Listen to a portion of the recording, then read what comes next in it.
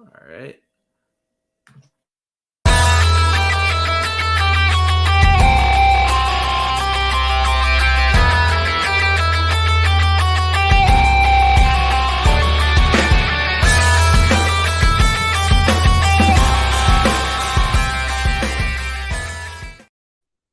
Hey guys, what's up? It's Brian from Cut the Nets and Back Sports Page. Unfortunately, Jeremy couldn't make it tonight, so I'm taking the helm. And I'm here with Eric. He did such a good job last time. We had to bring him back for another time. So, Eric, how you doing? I appreciate you. What kind words you have, sir. I'm doing very swell this evening, and I hope you are as well. And thank you for having me back. Anytime. I'm excited to talk basketball. So, I think the first thing we got in store for us is the recap of the Los Angeles Lakers Boston Celtics game from Saturday. This past Saturday. It was at TD Garden, Lakers Celtics historic rivalry. I don't know if you caught that game, but LeBron pretty much in regulation was driving down for pretty much the game-winning layup, and he clearly got hacked in the arm by Jason Tatum, but the foul wasn't called. He threw a fit on the court, and then the Celtics won in overtime, snapped their losing streak. So, what I guess was your thoughts on that? Do you think they made the right call? All that stuff. Well, again, I did catch that game, or at least the latter parts of it. There's another game on like Carolina that night, but I did want to try and catch it because Celtics Lakers, it's not the same as it used to be, but it is the best, arguably the best team in the league or East, and then there's LeBron. Was it a good call? Of course, or a good no call? No, it was a foul. 100%, it was a foul. Do I feel sorry for LeBron? No. That guy has been getting calls his entire career. I know he's earned it and everything, but he's a behemoth of a man. He's like the size of, he's the weight of Cam Newton and the height of twice that, or not twice, but 4 more inches, and he gets a lot of calls. And the fact he overreacted so much, I know he's a competitor. I get it. I'm not going to fault him for that, but it was, if you're asking the real thing, it's not. It was a no call that should have been called in all reality, but they could have won it in overtime too. I mean, it's not like they lost them the game. They could have gone in there, and they weren't going into the interior nearly enough, and that's what you beat the Boston Celtics with, and that's how the Warriors beat them last year. Go from the inside, play out. And no, I wholeheartedly agree with you. And I mean, like, clearly they should have called it a foul. The refs even admitted to that, but that's why, because I don't think the Lakers challenged it. I think that anytime, like, they should bring in rules from the NFL. Anytime under 2 minutes, questionable call should be reviewed. Yeah. And then just like you're 100% right. I mean, I agree with you on everything about that. What you said. LeBron was fouled, yes, but you know what? He also should have. They could have won in overtime, and they didn't. So one play doesn't define the game.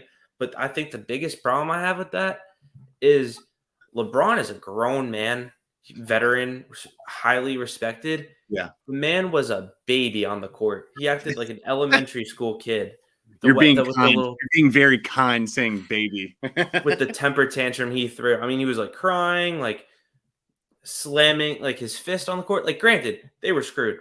But you see guys like Patrick Beverley, who is also regarded as one of the most immature players in the league. He didn't even have that bad of a reaction. Anthony Davis, Ham, their head coach, none of them were raging as bad as LeBron was. And that was just like an immaturity thing. Yeah. I don't know. But that was just sorry. No, that was just like an awful display of maturity from LeBron. And I mean, like, what is it? Just like a few days before that, Joel Embiid was fined for his getting like mad. And I mean, like, some of it is just like ridiculous. Like, sometimes they do go overboard. Like when Steph was ejected for throwing a mouth guard. I forgot who it was. I think it was Jordan. I think it was Jordan Poole. He got a technical for clapping. Like, it was Tatum. Tatum got it was a week ago. Tatum got a That technical was just for yeah. clapping at his own self. That was like At his, earlier in the season, if I'm not mistaken, or was it last year? I don't remember. It's been a while, but I know what you're yeah, talking. I don't know. But yeah, I mean, That was weird. yeah, but I mean, I'll say this about LeBron's reaction. He was being a baby back B. I don't know how you are on your cussing protocol on this podcast. So I'll be careful. He's but he was. It was ridiculous. I mean, again, if it cost you the game, maybe. If it's a playoff game, all right, maybe as well. The person who had the best reaction ever was Pat Bev. He took someone's Nikon camera to the ref after the whistle was called and showed him on the camera. And it yeah, got that him was funny. it got him a technical. I'm like, that is worth the technical.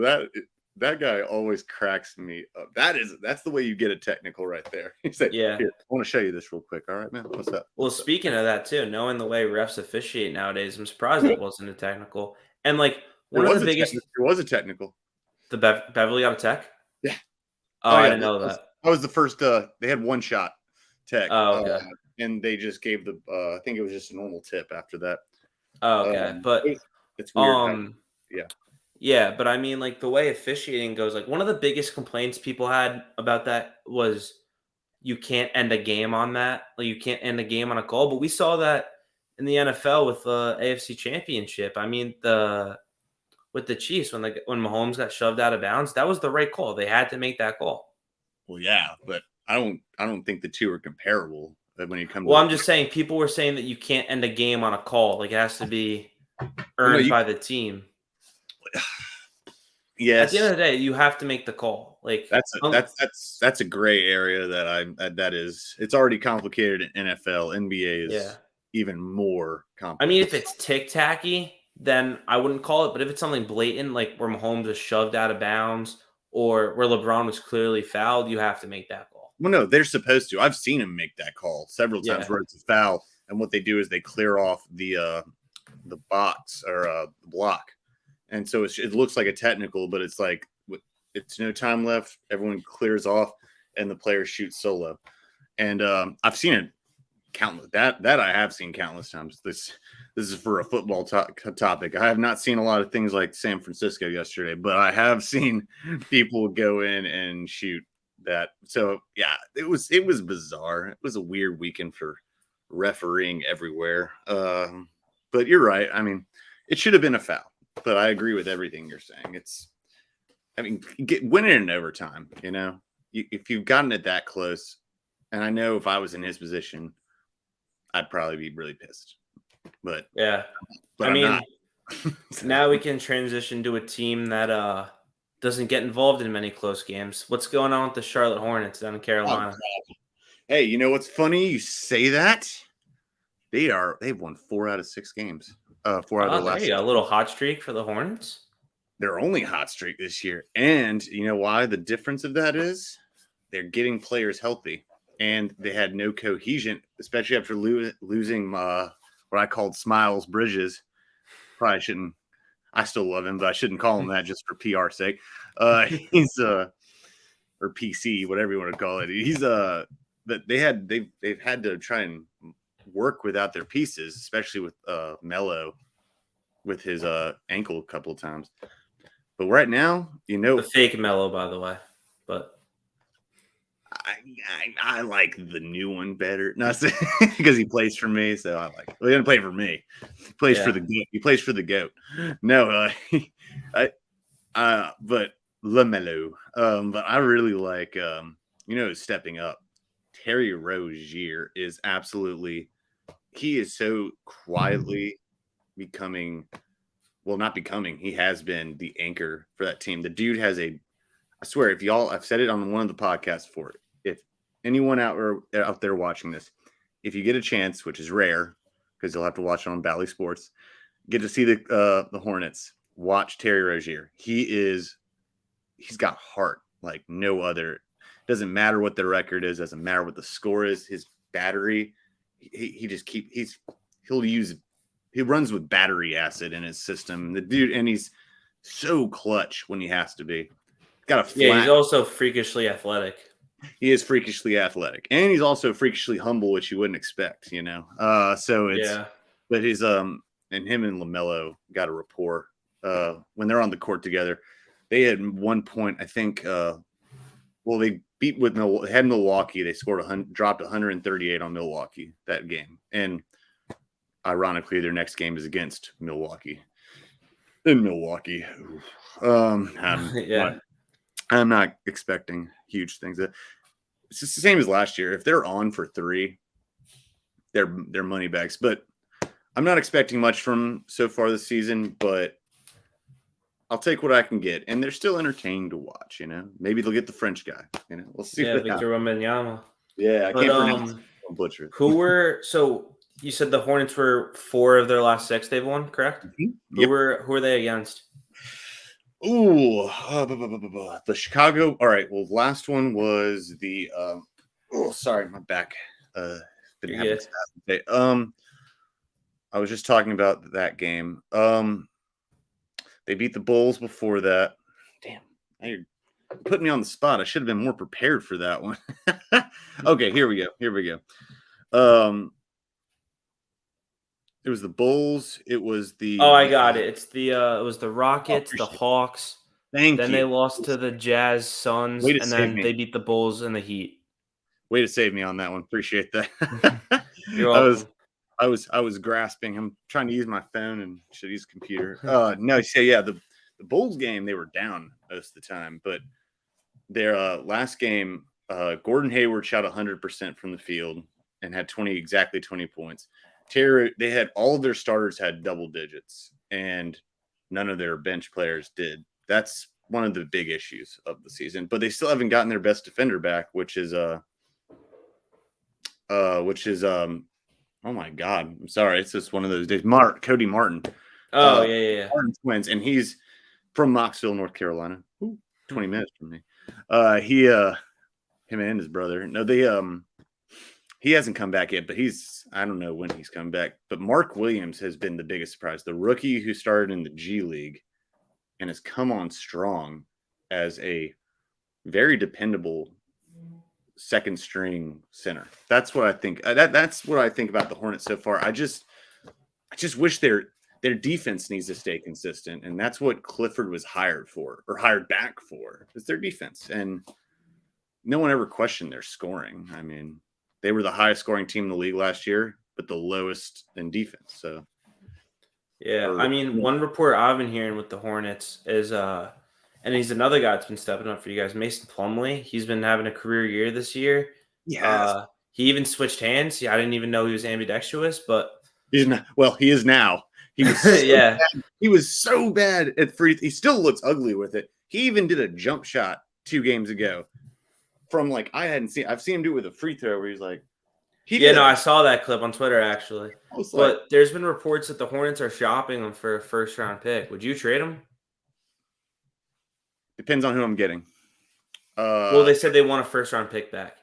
Oh, they actually that's what they really want, a first round pick. Oh, yeah. If I'm the Hornets or if I'm the other team? If you're the Hornets. If I'm the Hornets, yes. If I'm the other team, no. So even if it's I'm just naming a team, for example, like a championship caliber team like the Celtics, like if they win the championship and get the 30th pick, you'd still do it? The Celtics, during the season or after the season? During the season, at the trade deadline. I don't know. First round is a lot for Mace. That's as I call him, and Eric Collins, our announcer, stole from me. Plum Dog Millionaire.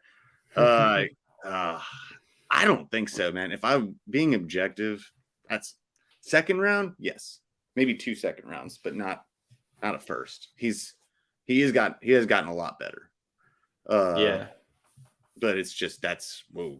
I mean, calm down now. But I'm fine trading him if we get if it's a first round. Yeah. yeah, Go for it. All right, it's fine with me. I'm bet more the merrier. But yeah, and I mean, we'll see what happens with the team. I mean, it's a uphill battle, but we're also in or I should say, the Hornets are in a very weird conference. So, Yeah, but transitioning to the team I cover, the New York Knicks. There you go. What about the Knickerbockers? Come on. They had they seem to be having a tough schedule this week. They beat the Cavaliers 105-103 though on Tuesday. That was a close game. That was a good game. Isaiah Hartenstein had the game-winning block on Mitchell, and then Mitchell got hurt after that play. But yeah, then they played the Celtics in overtime. They were in like typical Knicks fashion. They had a nice little lead there. Then it got ugly, and then the Knicks fought their way, won in overtime. That's not the Knicks way usually. They actually pulled it off, though. That's not the usual Knicks way. That is true. That is true. And RJ Barrett stepped up. Oh my God, RJ! He's finally looking like the player the Knicks wanted when they drafted him 3rd overall a few years ago. But for sure. Then they had a tough game Saturday against the Nets, losing their little win streak there. Lost by 7. I mean, Randall looked good and looked consistent. RJ looked good. But it was honestly just the defense. They couldn't stop Kyrie Irving. He was able to do whatever he wanted. He dropped 32. Yeah. And then it's very hard to win a game. Like the biggest problem with the Knicks, from like a statistic standpoint, is defensively. They are the worst at 3-point field goal percentage, like opposing. And the Nets literally shot 52% from 3. Ooh. So obviously it's very hard to win a game when teams shooting that well. And I didn't even know from watching the game because I want to be honest with you, number 18 Utah Watanabe, never even heard of him. I thought he was a rookie because I know the Nets bench wasn't strong coming into the season, but they've stepped up. I've never heard of that guy before. I thought he was a rookie. Apparently he's been in the league for 5 years, and he has the best 3-point shooting percentage in the league this year. He didn't even shoot that for now. Yeah, he didn't even that'll taper. Yeah, he didn't even shoot the ball that well on Saturday. But another thing floating around with the Knicks is has been trade packages for numerous different players. Like the Knicks already shot down. They're not trading Emmanuel quickly, which is good. He's finally starting to find his role. Yeah.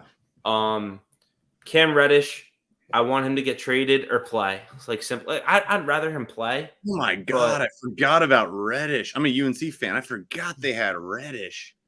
I'd rather him play, but obviously, because I think he's good. I think he's young. I don't know what's holding him back because there's been a lot of rumored interest for him, and the Knicks aren't even asking for a lot. They're only asking for 2 seconds. And there's a lot of teams interested in him with the Heat, the Bucks, the Lakers. I think he'd go to any of those teams, and he could be a solid double-digit scoring contributor. And he's a 3-and-D guy, so he could help a lot of those teams. And I mean, there's so many interesting storylines with that too. If he goes to the Heat, him and Butler could be a nice underrated duo.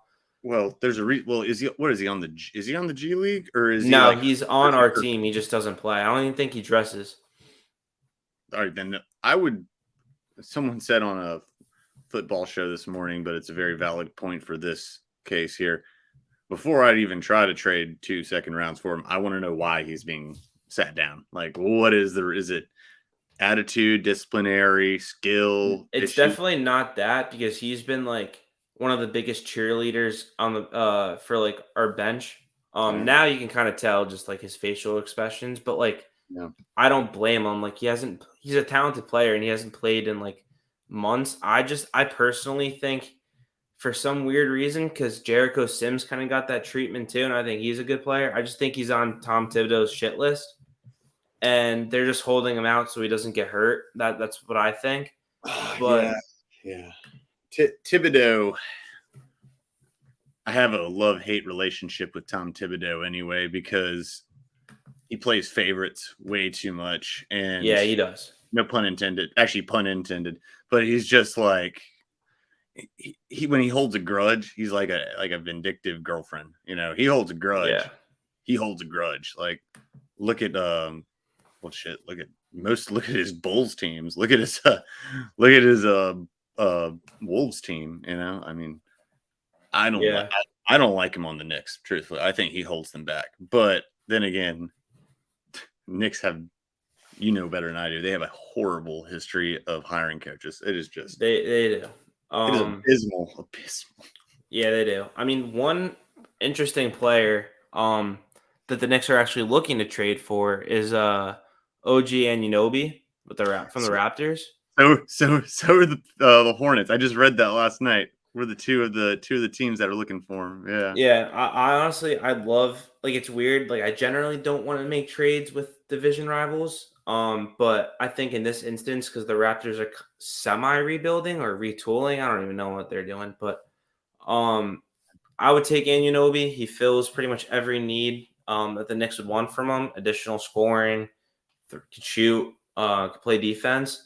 Yeah. Um, and I think it wasn't even like a high asking price. I think it was like a first round pick and then just like a bench piece or two. So like I would definitely do that. Um, Yeah. I think the Knicks need to do something because like I've had this debate with my friends sometimes. Like I think the Knicks roster, like the only thing that scares me about Anunoby though is he's not a star. Like he's just a good average to good player. Like I think the Knicks like 1 through 5 starting lineup is fine. They just need stars. Like that's the only thing. Well, that was the case going into the season, and that was their Yeah. biggest argument about Brunson, which he proved wrong. Like, Oh, and he I proved them love wrong. Yeah. I love it. I love that because I like Jalen Brunson. It probably helps when your pops is coaching you, and but I don't know if that actually helps or not. I wouldn't want to play for my pops, but he Anunoby is Thibodeau has as you again well know, Thibodeau has a very I don't know if is he the GM as well as the coach or No, we have no oh my god, what's his name? Our GM is like a former agent. I forgot his name. oh I know you're talking I don't remember his name but I know you're talking about he used to be actually Brunson's agent. That's who that was what was funny about it. Yeah, Scott Perry. That's what it is. Yeah. Okay. So either way, okay. So all right, take that off the table. Either way, Thibodeau has a voice in it. His thing is as well from years of loving Derrick Rose and watching him on the Bulls and Taj Gibson and all them, you know. He will go after. He has the most stale idea of a team. It's like he belongs in the early 1990s because he wants to play defensive ball with not as much stretch. He doesn't want to stretch the ball like that. He doesn't want to run a fast-paced offense, and which is such a disservice to his young roster. He's got a really young, talented roster on starters. The back, you're right though. Going into the season, everyone knew that they needed that 6th, 7th, 8th man. Yeah, and honestly, you set me up for this next point because honestly, like I'm very content, more than content with how the Knicks have been playing. I mean, I didn't think they were going to beat the Cavaliers or the Celtics, let alone they beat both. I'm pretty good. My team's a playoff team right now. Like I'm pretty happy. The only complaint I have though, because I'm a Knicks fan, I have to have at least one complaint. Um, Yeah. is and you mentioned it earlier of Tom Thibodeau playing favorites and some players being on the shit list. Yeah. Deuce McBride, when he got the elevation when RJ was out, when RJ Barrett had his little finger injury, um, Yeah. he did look good. He was playing well. Yeah. He was looking like a decent scorer, but like an amazing defender. And now he's not really. Now he's just not really providing much on offense at all. Like I think like in like 5 or 6 of his last 8 games, he hasn't even scored. Yeah. Like at that point, like I would just give some of your take away his minutes, give some to Reddish. Like that's the only complaint I have. But obviously I'm not a coach, so I don't see what goes on in practice. I don't know why he loves Deuce McBride so much, but I'm not a coach, but I am a media member. I'm a social commentator, and I can say what I after watching basketball for so long I can say Thibodeau has never been good at rotations, and he is way too biased. And when he, like I said, I don't know what's going on with Reddish. I didn't like him at Duke, but unlike my very very rabid Carolina fan. Like I'm a huge Carolina fan, but my other brother, like once they're at Duke, he hates them for life. They could be like the nicest person in the world. Once they're in the NBA, I don't care. I don't know Cam Reddish, and I don't know what's going on with him. But if he's got skill, then Thibodeau needs to just open it up, you know. But yeah. but so far, I'm not hating on the Knicks. The Knicks have looked, which is so weird to come out, so weird to say. The Knicks have looked good, and I think a lot of that has to do with Jalen Brunson, and it's opened up the offense. It's gotten Julius Randle a chance to use his power, but also you go to the wings or whatever, like he can utilize his athleticism. And RJ Barrett has been he doesn't feel like so much weight on his shoulders. I think that is like a huge advantage at the moment. But I think the Knicks they're going to be a solid, if not if not a lower seed, then a play-in team at the least. At the least, I mean, I think they're making the playoffs. Is what I'm saying. I mean, Yeah. hey, how often can you say that the last few years? No, it's true. I can't say it often. Nice. I like But it. transitioning to a team that you mentioned earlier, actually, the Milwaukee Bucks. Yeah, I don't know if yeah. you saw their game yesterday against the Pelicans, but I did. Bucks won by 25, put a whopping 135 on them. Yep. And I think I know what Giannis had for dinner that night because he had another 50-piece nugget from Chick-fil-A, just like when he Nah. won the finals. Oh no, Uh, he went Popeyes, baby. He went spicy Cajun Popeyes is what he yeah, went. but did you see that video of him I at did. Chick-fil-A? Yeah, yeah, I yeah. did. It's funny. I just like it's like don't trip. You know he went to and honestly, Yeah. like I go like he said he wanted extra spicy. He went Cajun. No, he went. I covered this game last night. Actually, I wrote a little something about it. He went off, man. It was Yeah, he wild. shot 20 for 26 from the field, 3 for 4 from 3, 13 rebounds, 4 assists, but also got the most important thing, the W. So, That's all. That's what he cares about. That's what he really yeah. cares about. Him and Nikola Jokic, man. They'll play, but they're humble and they want the dubs. But Oh, yeah, for sure. he's it's impossible to say who's MVP right now. It's like ridiculously impossible. Yeah, Well, and then that's he not true. like Nikola no one Jokic is number one, but yeah, I mean, I think I wanted to go to Luca, but I think you have to give it to Jokic for the 3rd year in a row. But at this uh point, yeah. I mean, his numbers are just, and I don't even think Luca would be second. I think it'd be Embiid would be number two. His numbers are just yeah. the same as last year. Like him and Jokic. I mean, thing about Embiid is he came on late. Jokic has been like that from the get go. Mhm. He has been triple doubling machine like Westbrook, but he's a center, and I don't know, but I will say this about I'll say this about Jokic, but less so for him, but more for Doncic. I said this on a podcast recently, and my brother and I talked about it. It's like that sneaky guy at the Y who doesn't look like he's gonna go out and just ball you up, ball your ass on up. But he's like a stealth fighter. Like he causes so much damage, but it's like, how is this guy doing this? But he's so good. It's like this dude's doing spin moves in the lane. He's going up strong. He's making these ridiculous shots. But like it's like, who is this guy? He came out of the cracks, and he's got swagger, which I love too. He's like got like hardcore swagger. I don't know. Yeah, and I mean, like Giannis, like for the most part, it was like just him. I mean, the only other double scorers on his team were Brooke Lopez with 15, and then Drew Holiday with 17. Did Milton play? Um, he came off the bench, but he had 18. He had 18 minutes and he scored 9 points. Scored 9 points. Yeah, Well, I'll say this about the Bucks. They have an uncanny way to glue themselves back when they need to. Like, yeah. I mean, the only thing that scares me about the Bucks is like come playoffs, like who's gonna step up as that number 2 option? Because Chris Middleton has taken a step down, but you yeah, know what? Drew Holiday has taken a step up, so it could be him. But because obviously in the regular season, Giannis is going to ball. We know that. Even in the playoffs, Giannis is still going to ball.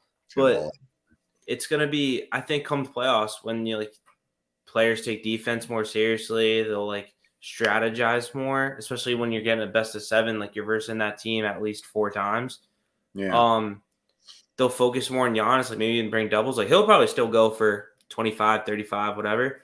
But At least. yeah, I mean, I don't know how many times you're going to see him go off for 50, Oh, especially. you'll see it still. That man is literally I think he's the best overall player in the world overall to me. Kevin Oh, he Durant. definitely is. Well, Kevin But Durant's right there, but Giannis is like he literally is unstoppable. You yeah, cannot. I mean, they're definitely going to need more help. Like, Giannis going to need more Yeah, help you're right. come playoff time. But For sure. And they um, definitely even they need like they're missing Middleton needs to stay on the Dame court, and I don't know why, but I don't know what his issues are, but he's crucial to their success. They need a swing wing. But I will say Drew Holiday has been stepping up. He was already good defensively and like very good. And he's a credible leader, but his offensive game slacked or not slacked. It took a turn down, but it's been stepping up this season, but he's not consistent. But yeah. you're right. I think they need to be looking for some sort of trade just to get like someone that can swing like not Tyler. They're not going to get Tyler Hero, but someone like a Tyler Hero sort of player, like our Kyle Korver back in the day. Something like that can swing around like picks on the baseline that can hit. Mm-hmm. That's what I'm thinking. But who knows? We shall find out. We shall. Yeah, but there's actually a potentially historic game going on tonight between the Oklahoma City Thunder and the Golden State Warriors. So Steph Curry, so obviously he's balling out this year, averaging 29.5 points per game, 6.2 rebounds, 6.4 assists, while shooting 49.1% from the field and 42.2% from the three. He actually just became the 40th player in league history to score 21,000 points. And tonight against the Thunder, if he scores at least 17 points, which I think he obviously will, so I think it's going to be historic, he's going to pass Chicago Bulls' DeMar DeRozan for 39th on the all-time list. It's for active. I'm sorry, actually. I'm glad you, my man, the analytics over here, heard the stat man. Wait. What's the official stat again? Like, so what? So Steph Curry became the 40th player in league history to score 21,000 points. Oh, okay. Gotcha. And then Curry just needs 17 points to pass DeRozan for 39th on all-time scoring list. And the Bulls also don't play tonight. How's he not in front of DeRozan at this point? It's how many seasons was DeRozan in front of him? Because Steph has outscored DeRozan for a long time. Steph has only played in 860 career games, while DeRozan's played in 1,003. No kidding. Wow. I guess it's because he was on low key when he was on the Raptors. I know it was him and Lowry. Lowry, and Terrence Ross. I guess that was also Steph's had his fair share of injuries, so that's true too. Very good. Yeah, he missed a whole season or most of his season one time. Yeah, good point. Wow, that's wild. I just figured he'd been higher, but that's cool. I think that's a cool record for Steph. That's just nothing. I mean, it just adds on to his laundry list. He doesn't even care about that. But I'll tell you what, actually, I'll pivot a little bit. I know it's your show. I'll tell you what I think is more of an incredible record that happened, and I never got the chance to mention it. I'm not a LeBron fan. I'm going to be honest with you. I'm not. Okay. But I do admit he's a top 3 talent of all time. I'm not going to lie. I don't have him first or second, but I have him third. Who do you have second? Kareem Abdul-Jabbar. It's Michael Jordan, Kareem, and then LeBron. But it's Michael Jordan number 1. I mean, but I agree with that one. I'm not a LeBron no one argues fan. with that. Kareem, we'll see. Well, Kareem and him are like, and Kobe, they're all like, you can argue that, but number 1 is Michael Jordan. Not even watch that dude play. It's ridiculous. All right.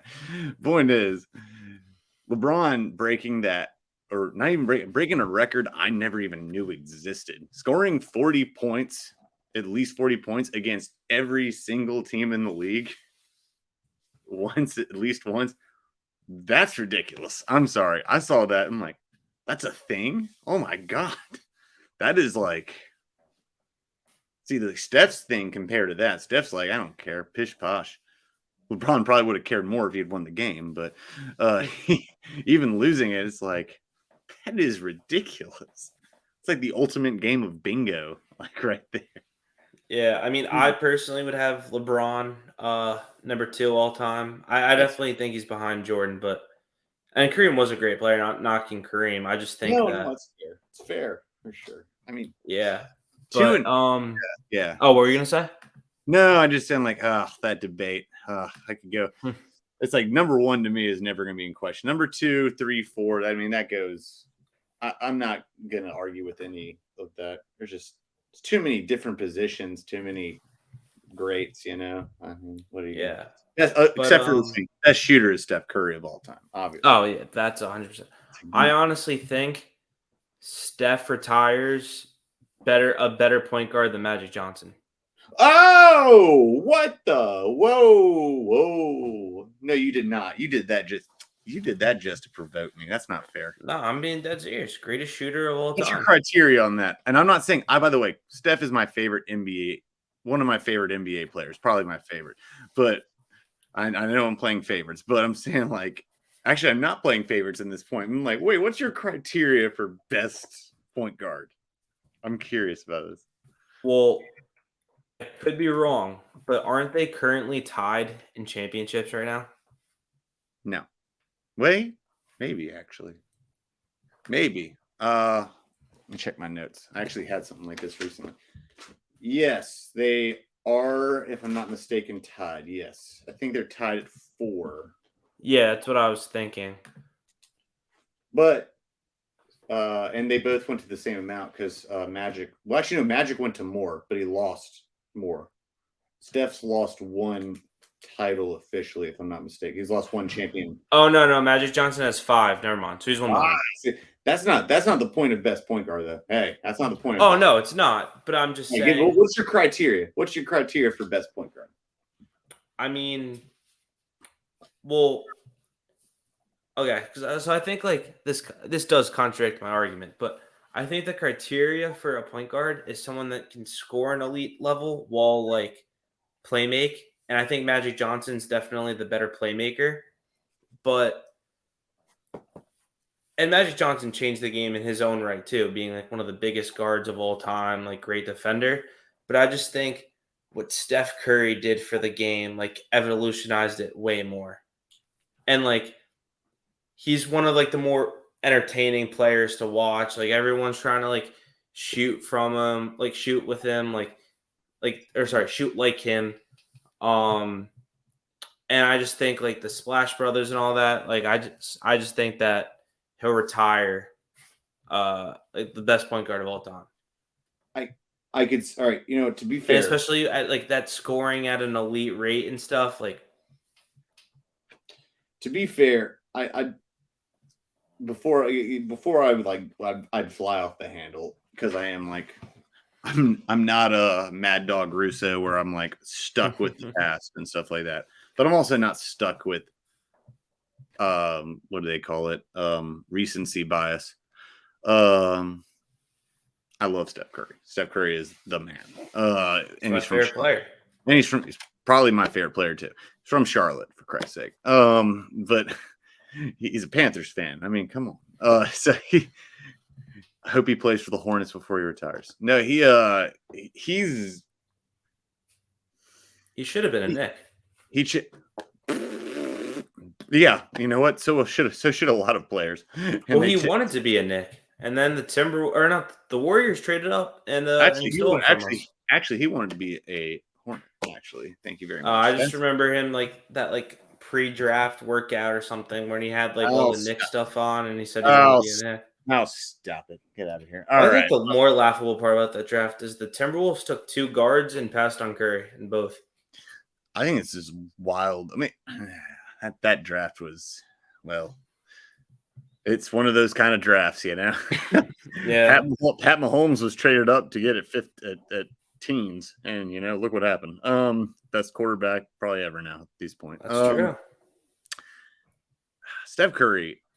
All right, here's something people don't know. All right, I will first off start by saying, I'll keep this brief because I could go on an entire soliloquy. Steph Curry is an underrated passer. He's an incredible passer. He's also an underrated ball handler. He's an incredible ball handler. He's got court awareness for days. Like it's the same as what I was saying with Pat Mahomes. Like everything in the world moves slower to him. It's like it's wild. He's incredible. I could see where someone would say by the time his career's wrapped, he's the best point guard of all time. Here's where I would challenge that. Not challenging his skill. And I actually said this on another recording the other day. Again, like football, but basketball, especially like this, positions are becoming so diluted. They are becoming so mixed and No, that's true. So it's like, how do I define Magic Johnson was an anomaly for his he was a 6'8" point guard in a time where point guards were 6'6", 6'1", sometimes shorter. Yeah. So he was he was Showtime. He was Showtime. That's what did they call him? And he was. I mean, he played center in a championship game and won on a hook shot. But he did the same thing Steph did. He changed the game. He just did it before. So if we're going to go with change the game, then Kareem is definitely the second best player of all time because he got the dunk illegal in college. Yeah, no, he did. Yeah, and what did he do? He created the skyhook, the unblockable shot. So I mean, if we're going to go with changing the game, that's a whole nother critique. That's why I said twos and all that. That's only if we're going to go with pure point guard. I don't agree. I don't personally. I think Magic Johnson still is.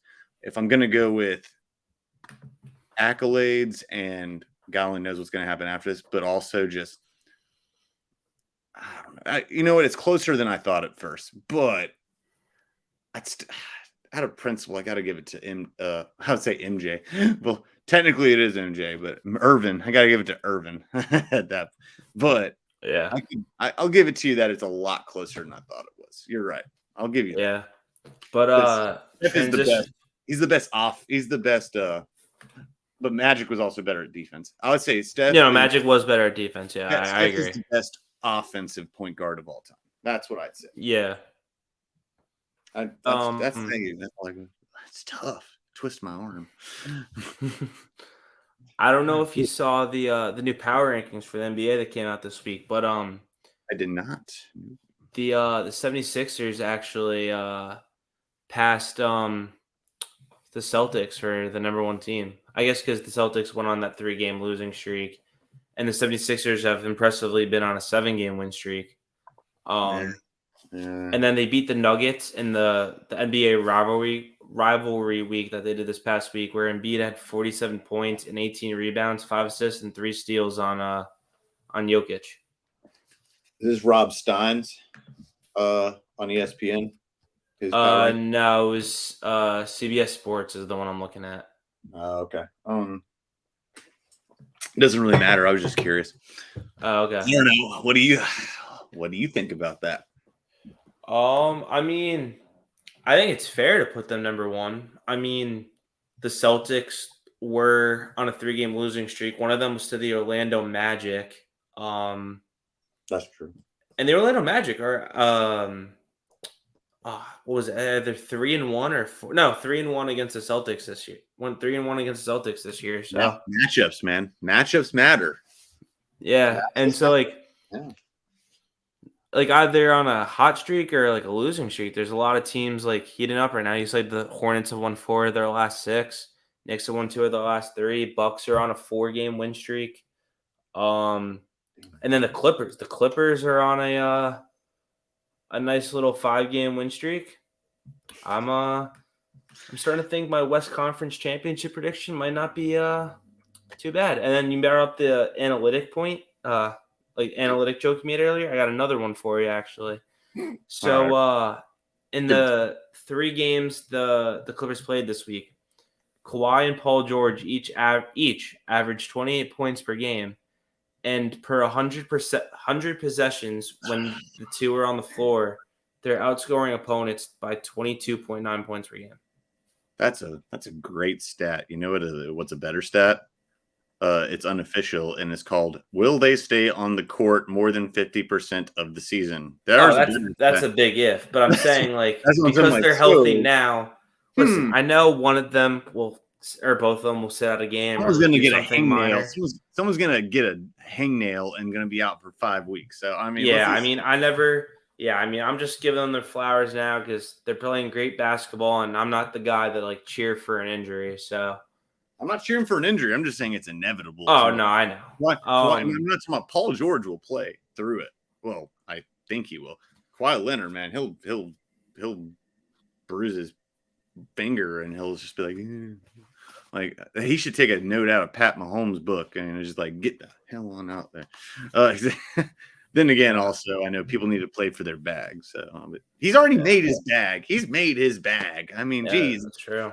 he's made like $400 million at this point to his career, and Well, I he's don't on. know And if you, he's what's yeah, but up? I don't know if you saw this. Now I can talk about like the other like negative streaky teams and players.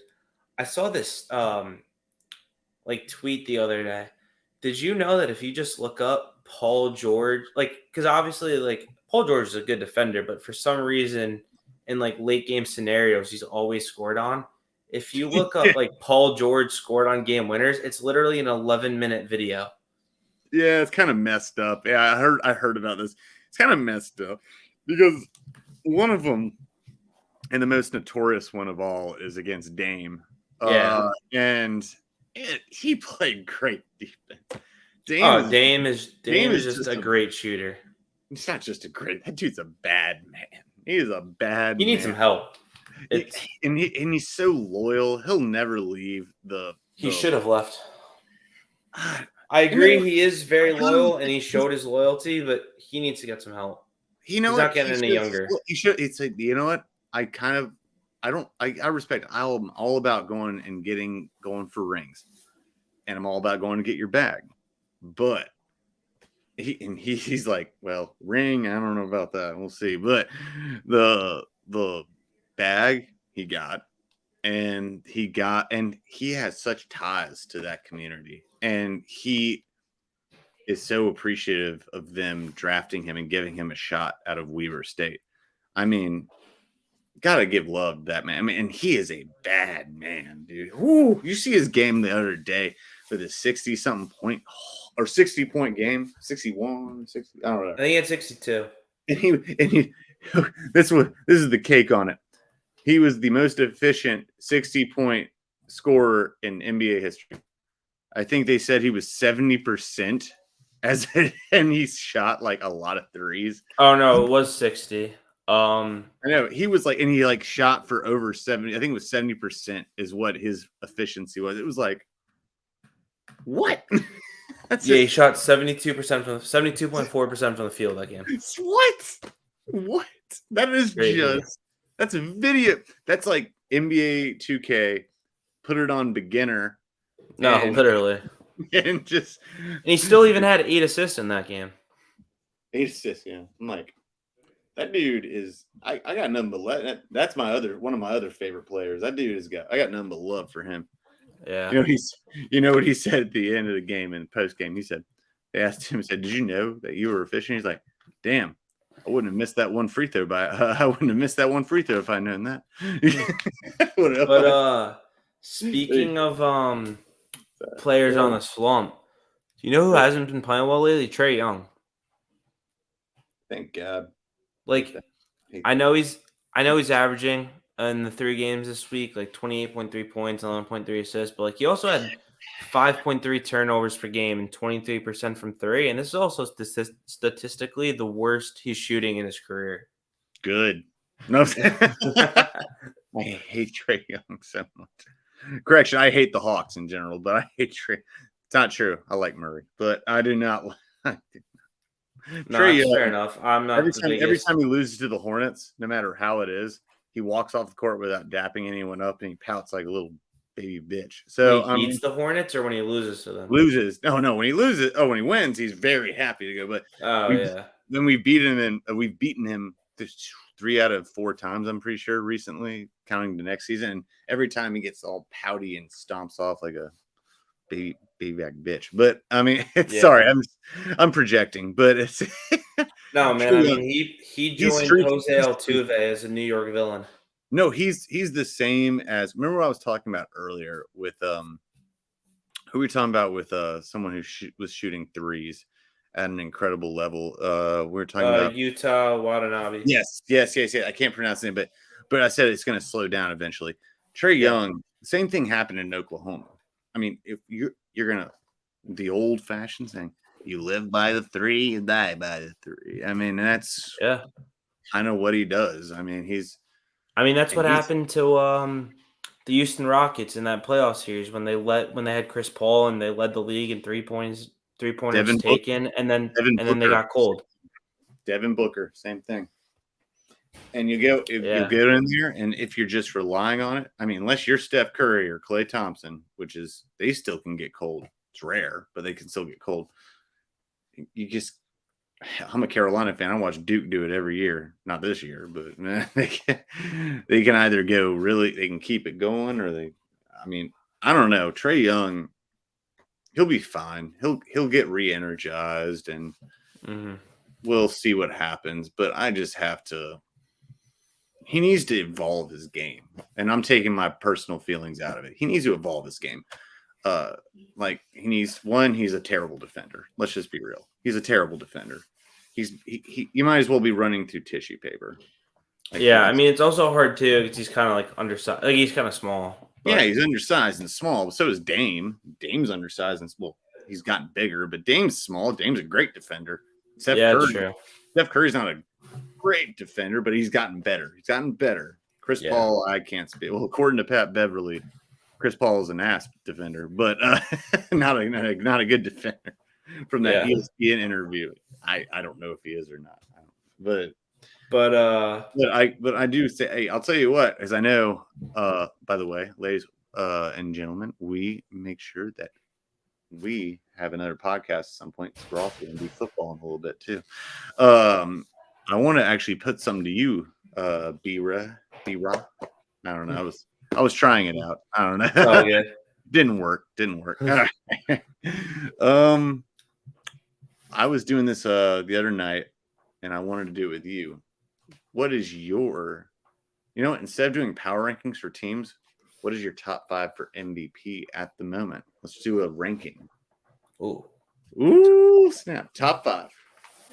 To this All point. right. To this point. Even though they generally have voter fatigue. I know we talked about it earlier. I think my number one has to be Jokic. Oh, you don't start with number 1. You start with 5. Oh. You got to count down and get the suspense going. All right, well, it's Oh, too my late bad. now. You already did. Sorry. Honestly, I'm doing it in reverse, and I'm only doing it in reverse because I'm thinking about my 4 and 5. To be honest with you, I only have my top 3 locked right now. Oh. My number 2, it's a guy that I think's been balling, and he's doing it with not the best supporting cast around him, and I think it's Luka, just because I think he is the best at truly showing what the award represents. Like most valuable player, he's the most valuable to his team. Like Yeah. Jokic might be statistically the best player in the league this year with what he's doing, especially at the center position. But I think Denver still has a good supporting cast around him, and like Jamal Murray, Michael Porter, the resurgence of Aaron Gordon. Like I think they're still a good team. But I think if you take away Luka from the Mavericks, I honestly think they're in the contention for Victor Wembanyama. Because like who would be their best player? Tim Hardaway Jr., Christian Wood, Reggie Bullock. Like Whoa, what's not wrong a with good. Bullock? Whoa, calm down now. It's Carolina guy. No, I'm Oh, I kidding. love Bullock as a Knicks fan and a Carolina fan, but like he's not someone you can build around. No, So like, you're right. I wish we'd had him. I mean, he's awesome. I mean, I did see he's actually on the trading block, but Is he? God, I hope so. But yeah, I mean, I just think it has to be Luka. I mean, the thing he's doing, he's also playing 2K on rookie numbers right now. Just so tough to guard. Yeah. My number 3 is Nikola Jokic. Or sorry, I already hit on 1. My number 3 is Sorry. He's so good that he gets to have several. What's up? Yeah, I guess so. My number 3 is Joel Embiid. He's also been balling, and what he's been doing from the center position is astronomical. Honestly, maybe even deserved the award last year. He did. He did. My 4. See, this is where it gets tough for me because I've always viewed it. I really think it's only down between those 3 guys. That's why. Yeah, but it's fun to have this kind of thing, you know? No, that's true. My number 4. Honestly, I know he's hurt now, but honestly, Kevin Durant. Just because, I think that, that's fair. I'm not gonna hate because, him. when you mentioned earlier that, Giannis is probably the best, player in the league right now. Yeah. Honestly, that's definitely a consideration. But the way I viewed it, Giannis is the best athlete. Steph Curry is the best shooter, and Kevin Durant's the best scorer. Because Kevin Durant can just score at will. He's pretty much 7 feet tall, and he still, when he bends his elbows back, it's not like you can block him. And just who can guard him? You put a center on him, he'll just outrun you. You put a guard on him, he'll pull up on you, or even a wing, and he'll pull up on you, and it still wouldn't matter. He's just an unconscious scorer. I can't argue with that. I mean, he is. I was hell bent not talking about MVP, but say best in the world. I'm hell bent not to put him number 1. I couldn't argue against someone if they said it, but Yeah. I feel like the more unstoppable player is Giannis. I mean, it's just that again, that's not my thing. So all right, so what's your list officially? What name list it off in order. You know what I'm saying? You don't have from 1 to 5. Yeah, you don't have to just all right. So my 1 is Jokic. All right. My 2 is Luka. My 3 is Embiid. My 4 is KD. And my 5, I'm still tied between a few people. Snap! You got to do it. Is it Brunson? I do love Brunson. I guess this could be my Jalen Brunson appreciation, but I have to be a realist here. It's not Brunson. Boo. If I want a dark horse, I'd say Brunson, but probably Tatum. Actually, no, John Morant. Ooh, that was a good. John Morant. I'm actually changing mine just now because you said that. No, I'm kidding. I'm really not. I was just like, damn. I don't know. I know last year when he was hurt, they even had they even were great record wise, but he's just one of the most athletic players that he's a fucking monster. I've seen play in a while. And I mean, just he gels so good with Desmond Bane and Dylan Brooks that just he's a beast. Desmond Bane was nothing before he got on that team. And I mean, I'm not saying nothing. That's not fair. That's mean to Desmond Bane. He wasn't who he is now. Now he is a phenom. Well, when Ja's on the court. When Ja's on the court, he's a phenom. But you're right. Ja's a freak of nature in a good way. And it's just yeah. My God. All right. Well, all right. I'm sticking with my motif that I have had for other casts here. All right, ladies and gentlemen. By the way, I'm going to give that, and you can do the same thing to me. I'm giving that grade on that top 5.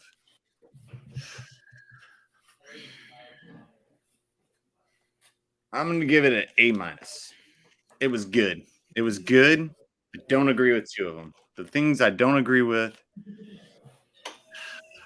think that Memphis should have been a little lower, just a touch. And I think that... You mean Morant? I said the Grizzlies. Memphis. Yeah. No. But we're talking about MVP, so I would the Grizzlies. Sorry. I was thinking MVP. Yeah, Morant should have been a step lower. I think that... I think Embiid should have been a step lower as well, even though he's been great. But Joker, that's... But, I mean...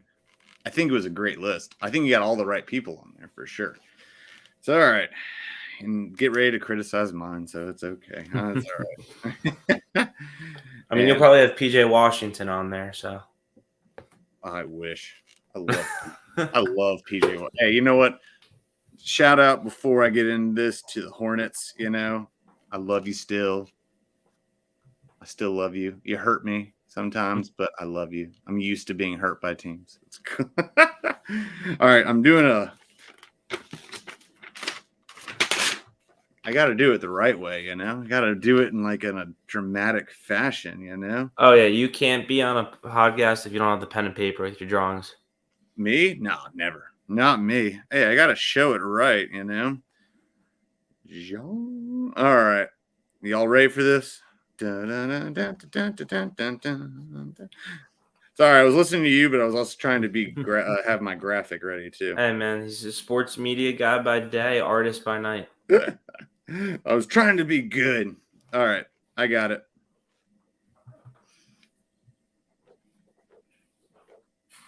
That's right.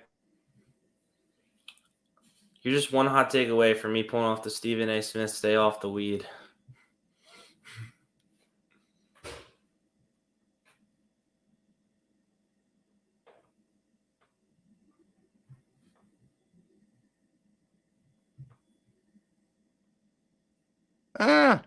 What happened? Did you just blip? No, you froze. But you're good now. You're good now. All right. I was like, all right. Okay. I'm doing it the old-fashioned way. And I was getting nervous. I thought it was me for a second. I did too. Hey, it's not you, it's me, man. You know, it's not you. I just think we need to see other people, you know. Like all right, here we go. All right, I got it now. Number 5. We're gonna go with Steph. I have to go with Steph. I love Steph. And if he hadn't gotten hurt, he'd probably be in the top 3, most likely. But he has that treatment where we're so used and desensitized to his skill that, you know, it's just, you know, we get used to it by now. But he's not near the top. He's not near the top right now, because the top right now at number 4 is Ja, bitch, Ja. The Ja is, well, oh, damn. Oh, there we go again. What's up? Sorry. No, you're good. You didn't freeze. Oh, okay. Well, my computer, but Ja is, like he said, he's a freak of nature. And, well, I said that, but he's right. He's a monster. He's athletic. He's made Desmond Bain look better. It sucks about Steven Adams. Poor bastard can't stay on the court, but Yeah, it's hurting my fantasy team. I'm glad I never picked the old Kiwi. Can't do it. But because big men's knees, man. Big men fall, big tree fall hard. No, but he's it's literally in my new article about untapped potential for Greg Oden. You stole that from me, by the way. I'm the one who brought it up. Hey man, if I could have found a Nick one, I would have done one, but our guys don't get hurt, but they just don't play good. Should have done Phil Jackson as a president. Here's untapped potential. There you go. There's no potential there. That's a series of no potential. I'll say, I got you. No. Hey, this is my owner's not Michael Jordan. Okay. It's been great man, great basketball player, awful owner. How long has it been since y'all won a championship? About as long as long as we've existed. So, okay, that's right. Okay. Don't try and pull it now. I got you. Number three. One of the arch rivals of the Knicks, actually, ironically. Joel, Mr. Embiid, beast of his own making. It's all right, Embiid. I had Embiid at 3 also.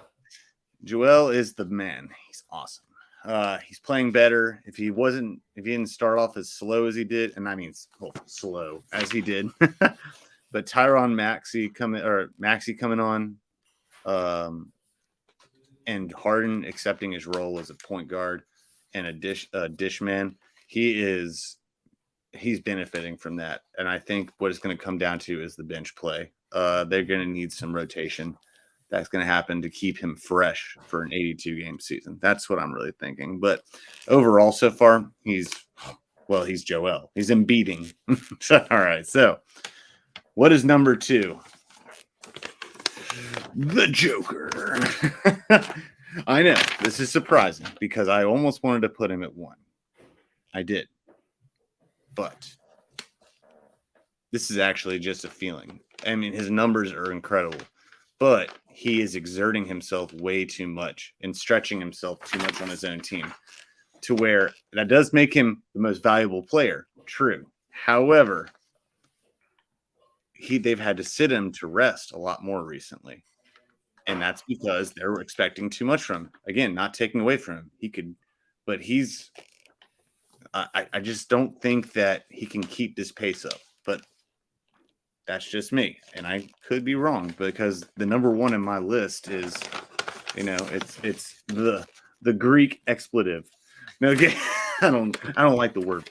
I'm not calling him a freak. No, he's a beast, the Greek beast, the big Euro. No, he's a monster. And I think that he's just going to keep putting on these numbers because I feel like his durability is going to hold up a lot longer. And I know it's to this point, but their numbers, if you look at them, are not that dissimilar, that's wild about it. Now, I will say, Joker has more rebounds. Oh, no, not rebounds. He has more assists. He has like more triple doubles.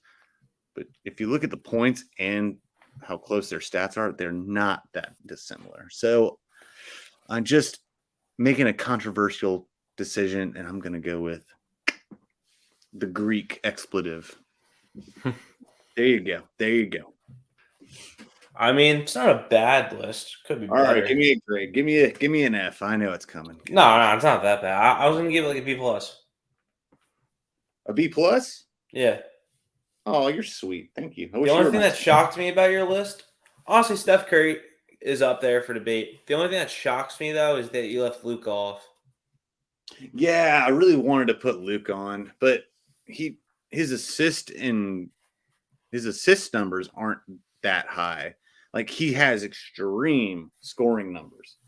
I mean, I think it just goes back to my point that like you shouldn't be like unless he's not passing, which I'm not that I think that he is, but like you shouldn't be at fault that like you're making these passes and then like your guys can't score. I could easily interchange Steph with Luka, and it wouldn't be a problem. I could switch my list with that. I would switch Steph with Luka because Steph's missed more games and Luka's been more durable. I could say that for sure. Yeah, I mean he's averaging pretty much 9 rebounds and 8.4 assists. Like he's averaging a near triple double. Hey, you know what? I'll make that concession. I will put Luka at number 5, replacing Mr. Curry. There we go. There. That way, I think that my friend has made a very good point. So here you go. Luka it is, number 5. But I'm not stepping off of Greek being number 1. I think that he is just the way he's going, his team's in better shape to keep their pace going. And I think that's going to help them make the numbers. But that's all the time that we have. So, Eric, thank you for coming on another productive Cut the Nets episode. If only we had Jeremy with his Rockets rant, but there's not much to say. There's not much to say about it. So. That's true. But thank you guys for coming. This is Brian and Eric from Back Sports Page. See you guys. Hey, appreciate y'all. Have a good night. Thanks, Brian.